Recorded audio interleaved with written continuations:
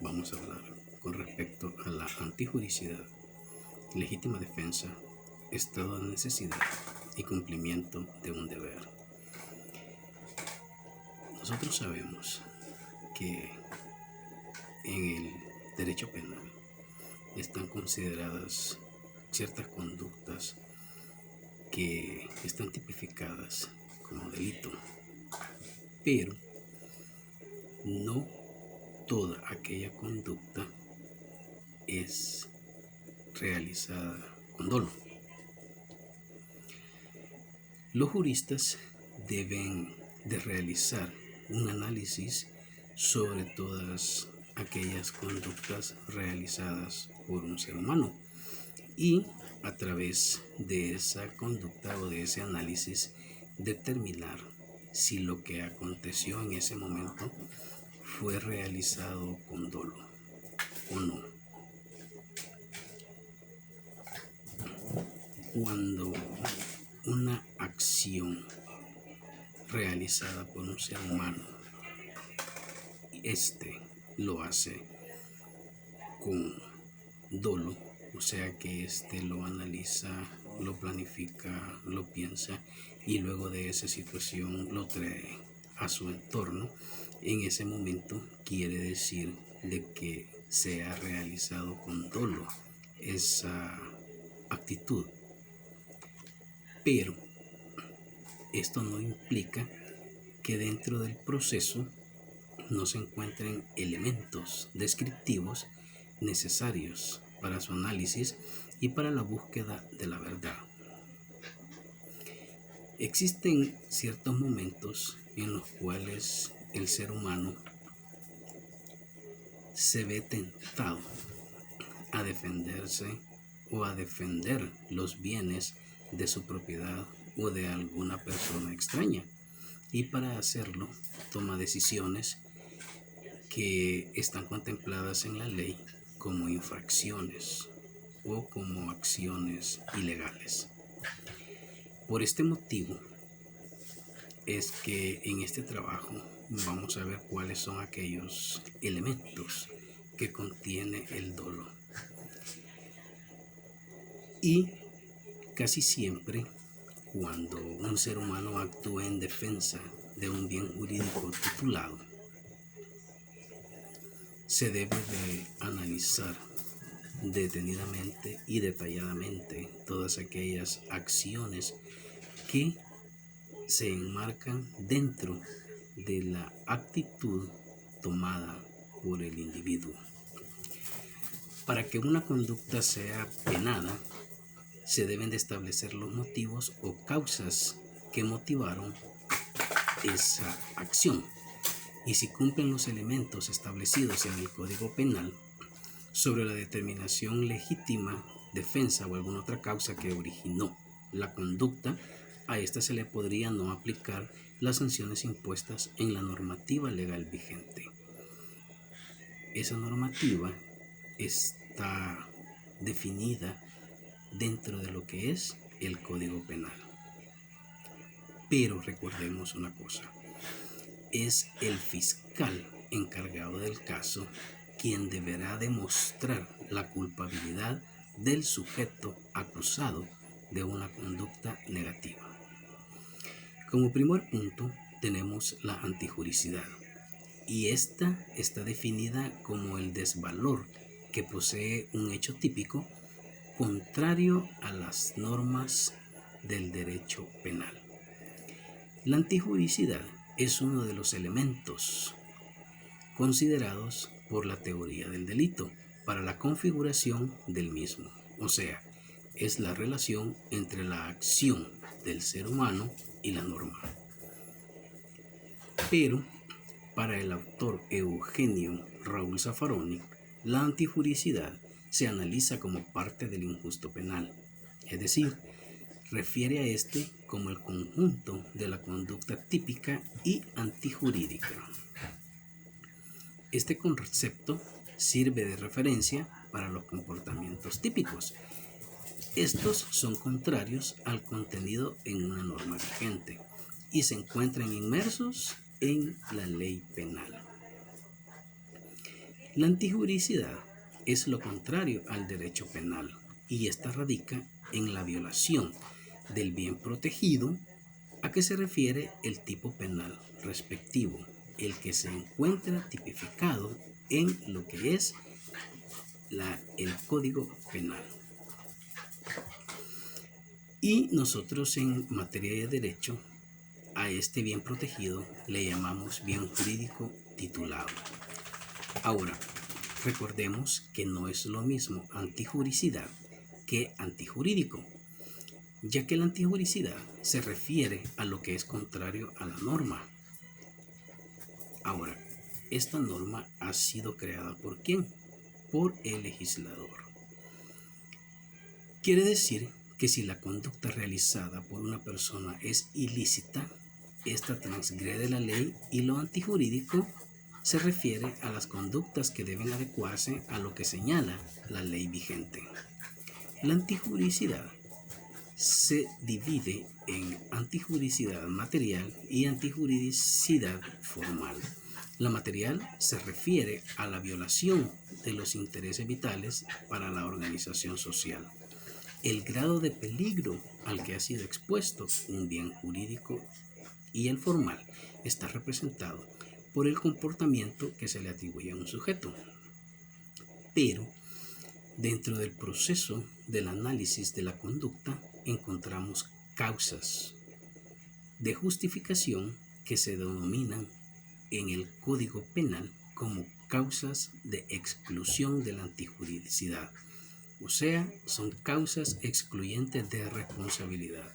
Y esto lo podemos ver en el capítulo 2, artículo 27 del Código Penal vigente. Estas causas impiden la valoración de un comportamiento como antijurídico, no obstante que lesionan o ponen en peligro un bien jurídico titulado y transgreden una norma de carácter prohibitiva e imperativa. Tenemos, por ejemplo, lo que es causales, la legítima defensa, el estado de necesidad, el cumplimiento de un deber y el ejercicio de un derecho. Como por ejemplo, tenemos que el delito es el bien jurídico tutelado.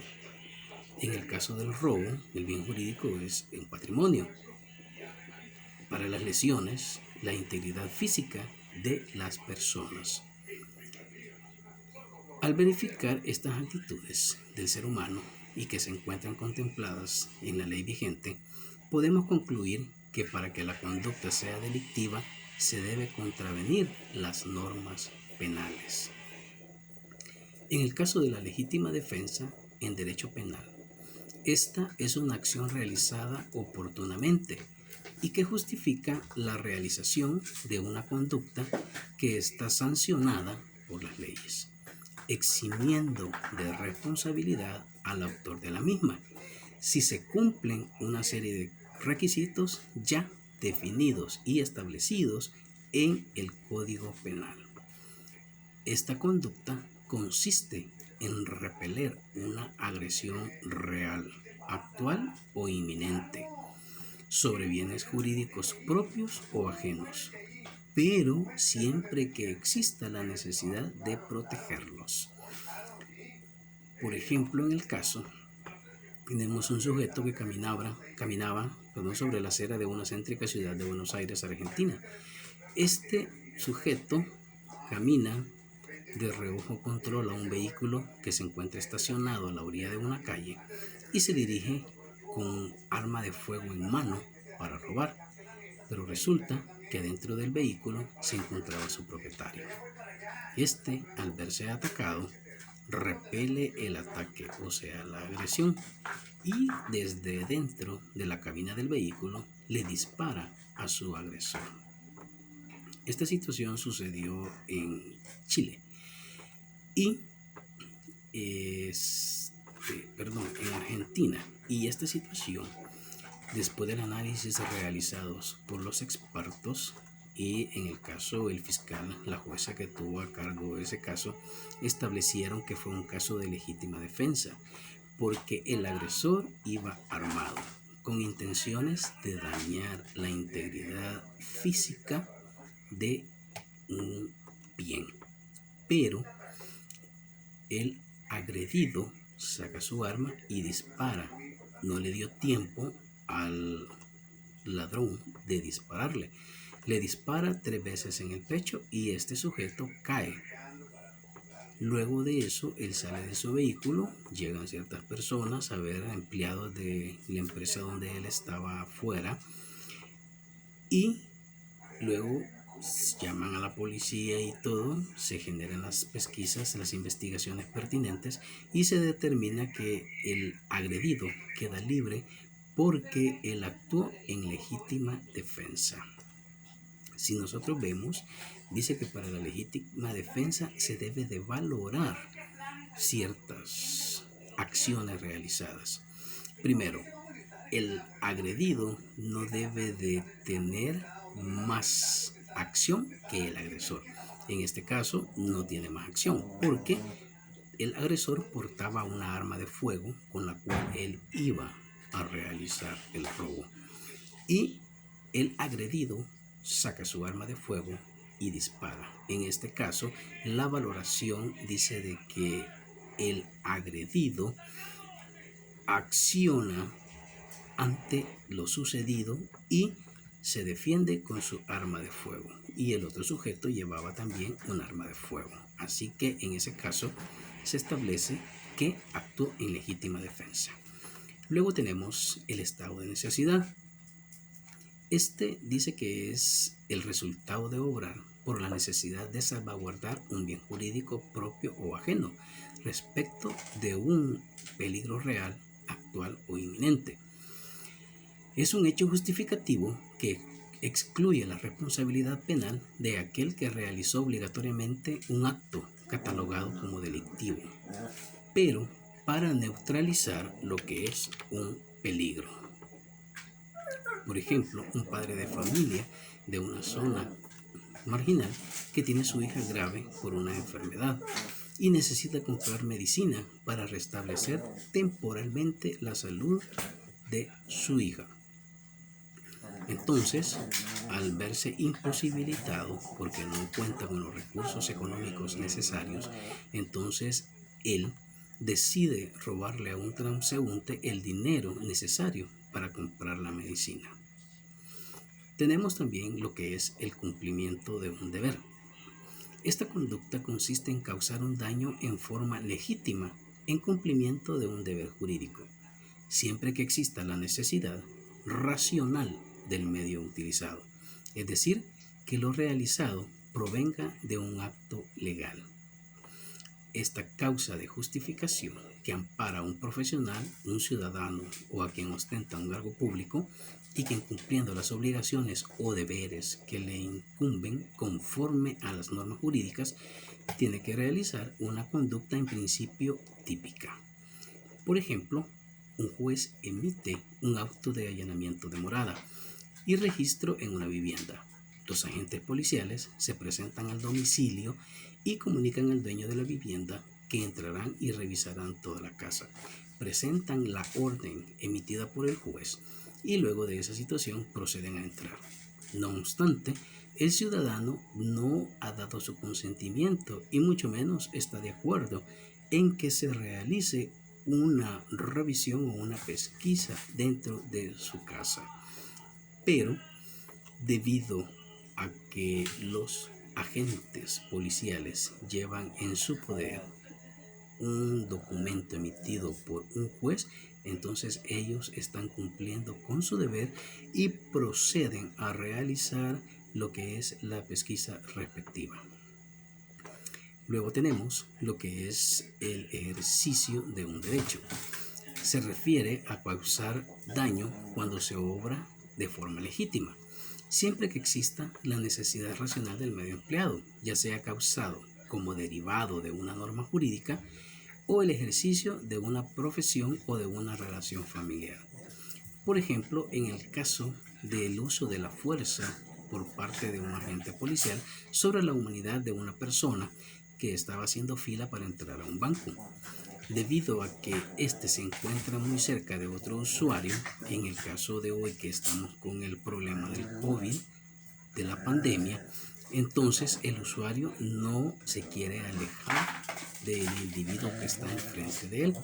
Entonces el policía lo contraviene y luego el sujeto, como no hace caso, entonces agrede al policía verbalmente.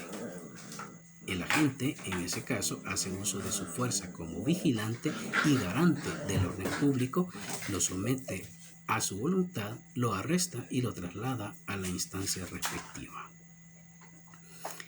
Y luego tenemos lo que es el consentimiento del titular de un bien jurídico afectado. Para esta causa se lleva a cabo, se deberá demostrar que se actuó con el consentimiento del titular del bien jurídico afectado, pero deberá comprobarse tres cosas fundamentales. La primera, que el bien jurídico sea disponible. La segunda, que el titular del bien tenga la capacidad jurídica para disponer libremente del mismo. Y por último, que el consentimiento sea expreso o tácito, sin que medie ningún vicio o bien. Por ejemplo, en el caso de ciertas enfermedades que necesitan medicina especial, se da el caso de una persona enferma que será ingresada a un centro asistencial para practicarle exámenes y pruebas científicas para determinar cuál es la causa del mal que le aqueja. Y para esto se utilizarán medicinas y pruebas que conlleven a tener efectos secundarios. Siempre al paciente se le explica este tipo de situaciones y hay muchos casos en los cuales es necesario que el paciente firme un documento en el cual él se hace acreedor o él autoriza a que se realicen las prácticas necesarias realizadas por los especialistas para poder determinar cuál es aquel mal que le queja. Entonces, en este sentido, la persona, si quiere curarse, se somete a los exámenes, pero él firma avalando que está de acuerdo en que se realicen lo que son los exámenes pertinentes. Bien, para que una persona humana sea condenada por un delito cometido, conocido como conducta ilegal, se deberá realizar un proceso a través del cual se determine la culpabilidad del sujeto. ¿Por quién debe determinarse? Ya lo dijimos al principio, por el fiscal, ya que este es el encargado de demostrar fehacientemente si la conducta realizada por un sujeto ha sido realizada con dolo. Ahora, no todas las conductas realizadas por una persona humana y que se encuentren tipificadas en las leyes como jurídicas serán sancionadas, ya que existen atenuantes, como lo hemos visto anteriormente, que podían restablecer que éste no actuó con dolo, sino bajo la responsabilidad de salvaguardar un bien jurídico, ya sea propio o ajeno. Las necesidades en las que se encuentra un ser humano podría conllevarle a ocasionar un daño físico plasmado en las leyes, pero esas necesidades harán que el sujeto actúe sin dolo, siempre y cuando así lo considere el fiscal y, más que todo, siempre así lo demuestre lo que es su abogado defensor. Gracias.